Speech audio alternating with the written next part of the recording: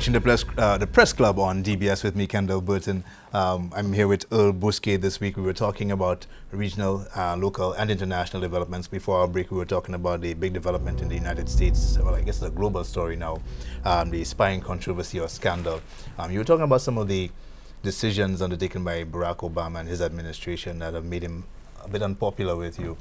Yes, yes, certainly. I think, like I was saying, foreign policy stance. Yeah, I think that, you know, Obama is now in his second term. He's running for elections again.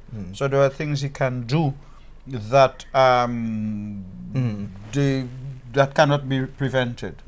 I think he scored a major blow against the Republicans when he was able to force them to back down from their intention to stop Obamacare. You know, a thing that wants to bring 57 million Americans who are outside of the health stream and wants to bring them in, the guys are saying no, because it's called Obamacare. And from day one, he knew he had them over a barrel, and he said from day one they'll have to back down, and they backed down. Although they're hoping to have their hands around his parts in January, when the whole thing will come back. Under Obama too, we've seen certain eases towards Cuba. Under the President Castro and under Obama, Cubans in America are allowed to visit home more often, to send more money home, and for the very first time in recent American history, the Democrats get more votes in Florida from Cubans than the Republicans. Barack Obama is responsible for that. There are so many positive things, and I think we're going to see not a lifting of the embargo against Cuba under Obama, but I think we are going to see between now and the end a bit more easing of the pressure. That being said, like I said in our earlier section, Obama has quite often had to flex his muscle and reassure his opponents in America that I am the commander-in-chief, I am the king of America, and I am seeing after your interests. Osama bin Laden did what he did to us. I am going into wherever he is and find him and kill him back. You know, this Al-Libi guy in Libya arranged to bomb 2 embassies.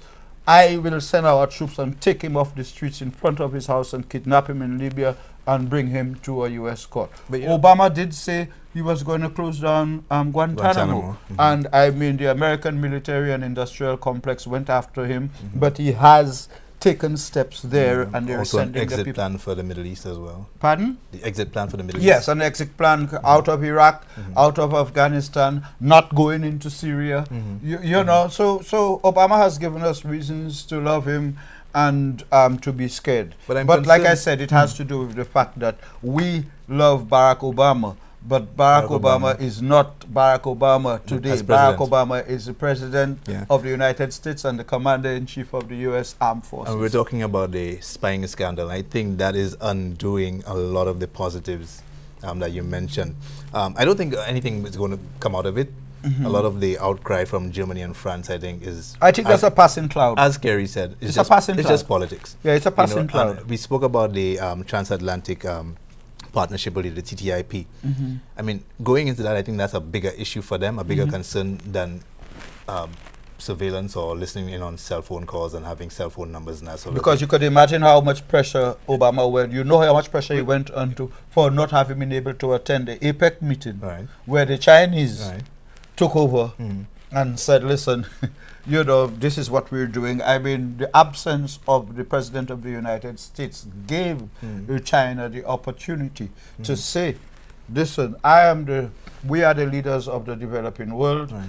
We're not a developed country, but we're the most developed of the developing countries. We can take care of you. We have, quite apart from the APEC, the transatlantic partnership is something that is seeking to ensure that American business interests do not lose the access and influence they have in Asia. However, and you have to bear in mind that if Germany does sign a treaty under the TTIP, you're looking at a 0.5% increase in their GDP, which, considering the economic situation now, is a significant increase for them. Yeah, so they're not going to allow the surveillance issue to overshadow that. Right. But they also have to recognize that, and back to what we were saying about taking advantage of earlier opportunities. There is the BRICS group. Britain, Brazil, India, China, Russia, and South Africa. They control together more than half of the people on Earth. They represent more than half of the people on Earth. They represent a sizable number of space in the developing world.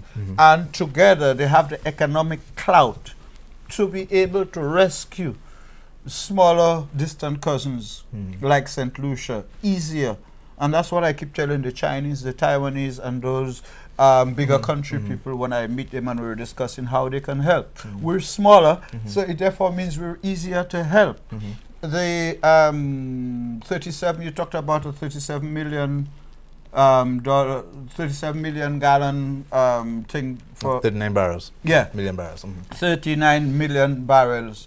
Okay, if we were to get 1% of that to be stored here, you know, I don't know whether that's 3.9 million or 39 million. You know, 1% of that here is all we need.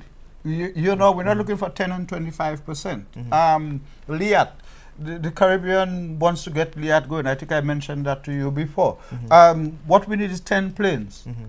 You know, the average Chinese city has 100 planes, you know, because they don't have enough traffic for them. You know, and they can afford to buy new ones. They get too old. The Russians are now talking about they're prepared to assist the Caribbean with development of alternative energy. What do we have most in St. Lucia around us? Sea and waves. There are cities in China that develop wave energy. They're getting energy from waves, just the waves rushing across. What else we have? Sunshine. Solar energy is something that we don't have to try and discover. You know, there are countries and places where, you know, you could put a ring of solar energy things across the top of ancillary and take care of its electricity needs. I mean, you know, to get to do that, you have to buy the land, you have to do this, you have to do that. And that has been a big issue, I know, for Lucy. Yeah, so I'm saying let's think out of the box and start doing things differently. Lucilec couldn't get its wind farm going because somebody is not going to allow them access to the wind farm through his land. Also, you had the issue of a lot of the land that was suitable was also earmarked for hotel developments and other developments as well. So it's a very complicated issue. These conflicting issues retard our progress, and that's why I'm glad that I don't know if I could say young people like Chinese, but compared to you, but compared to me, but a new set of thinkers enter into the Department of Foreign Policy and International Trade. We need a new set of eyes, ears, to look at. We need new approaches to our old problems. What I continue to see is efforts to polish the old approaches, to keep on trying them. Recycling. Yeah, recycling old approaches with varnish. I think we need to come up with new approaches. You know what I've discovered in Taiwan and China? I was in Taiwan recently, and one of the things you'll discover with Taiwan and China is that they have both decided that the future of China and Taiwan should be put on the back burner for future generations. So the whole question of China says there's one China, and Taiwan said there were two Chinas. Now Taiwan has agreed there's one China, but we have different interpretations. So let's put that behind our back. You know, let's focus on the more personal and let's issues. focus on those areas. So in the last 5 years under this President Ma in Taiwan, China and Taiwan have signed 19 agreements. The number of visitors from Taiwan to China increased from 300,000 in 2007 to 3.5 million. Right, and we want to be bogged down in who we should have diplomatic relations and we want to that Cold War, they put that behind them. And then people tell me I'm a hypocrite for going to Taiwan. We're fighting each other and they're kissing and making up. Oh, they're kissing and kissing cousins. Yeah. You know, we tend to be separated. In South Africa, you had black people separated by white fences. Right. In the case of China and Taiwan, they're kissing cousins separated by water and flowers. And speaking of kissing, it's time for us to kiss our viewers goodbye. The hour is up. We want to thank you so much for joining us this evening, for watching. This has been the Press Club with me, Kendall Burton, and Earl Bousquet, regular on the Press Club. Hopefully we'll have you back soon. Thanks again for watching. We'll be back next week with another guest and hopefully some big stories for us to discuss. See you then.